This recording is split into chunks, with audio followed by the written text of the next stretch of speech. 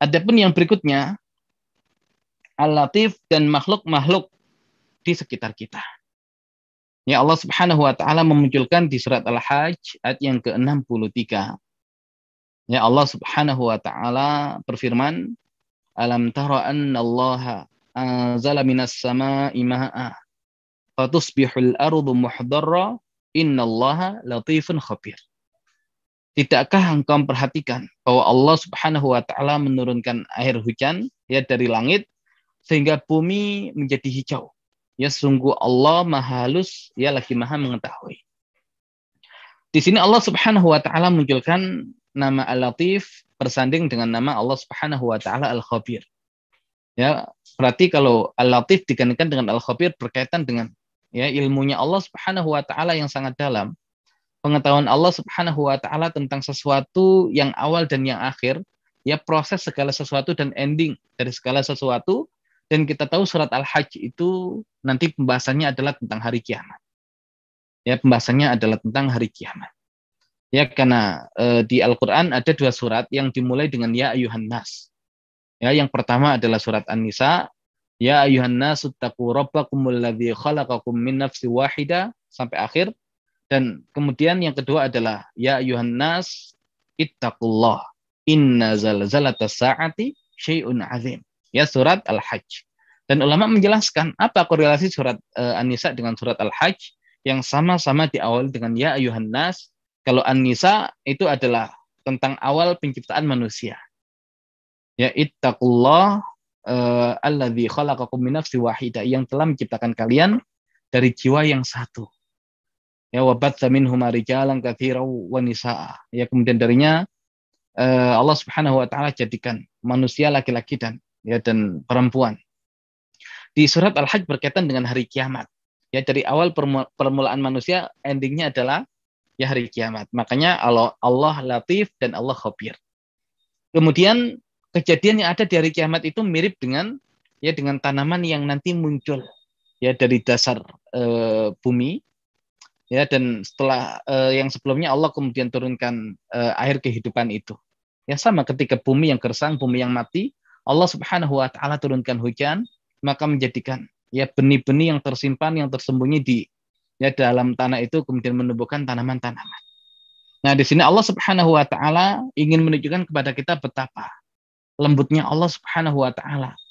Ya, sehingga makhluk-makhluk yang ada di sekitar kita, ya dari ciptaan Allah Subhanahu wa taala, kita bisa begitu nyaman ya tinggal di sekitar makhluk-makhluk itu. Ya, dan betapa Allah Subhanahu wa taala mengatur alam semesta ini dengan sangat lembut ya sehingga kita pun tidak merasa kemudian ketidaknyamanan dalam kehidupan kita karena saking lembutnya ya cara Allah Subhanahu wa taala mengatur alam semesta ini. Bayangkan ya nanti ketika Allah Subhanahu wa taala kaitkan dengan tema hujan. Ya, hujan nanti berkaitan dengan musim. Ya, musim itu juga nanti berkaitan dengan perputaran bumi ya mengelilingi matahari. Ya, berarti revolusi bumi. Ya, kemudian nanti ada siang dan malam berkaitan dengan rotasi bumi. Bumi bergerak, tapi saking mahal lembutnya Allah Subhanahu wa taala, kita yang tinggal ya di bumi ini ya tidak ya merasa kemudian kita ini pusing ya, kita ini tidak nyaman dengan pergerakan bumi yang berputar begitu cepat ya, tapi karena Allah Latif kita tidak merasakan itu semua. Ya, kemudian terhadap pengaturan apa yang ada di muka bumi ini berkaitan dengan siklus hujan. Ya, Allah Subhanahu wa taala atur dengan sangat lembut. Ya, kita tidak melihat bagaimana air itu kemudian naik ke atas menjadi gumpalan-gumpalan awan. Yang dengannya kemudian nanti Allah turunkan ya butiran-butiran hujan. Ya, betapa lembutnya. Ya, betapa lembutnya kemudian Allah Subhanahu wa taala mengatur itu. Nah, ini berkaitan dengan nama Allah Subhanahu wa taala Al-Latif. Bayangkan kalau Allah Subhanahu wa taala tidak Al-Latif, ya mengatur semua dengan serba ketidaklembutan, ya pasti yang kita rasakan adalah ketidaknyamanan itu. Ya, yang kita rasakan adalah ketidaknyamanan itu. Ya, tapi karena kemudian Allah itu maha lembut, Allah atur semua yang ada di sekitar kita dari makhluk-makhluknya ya dengan sangat lembut sekali. Siklus hujan. Ya ada kelembutan Allah Subhanahu wa taala di situ. Ya kemudian fatusbihul ardu muhadharah.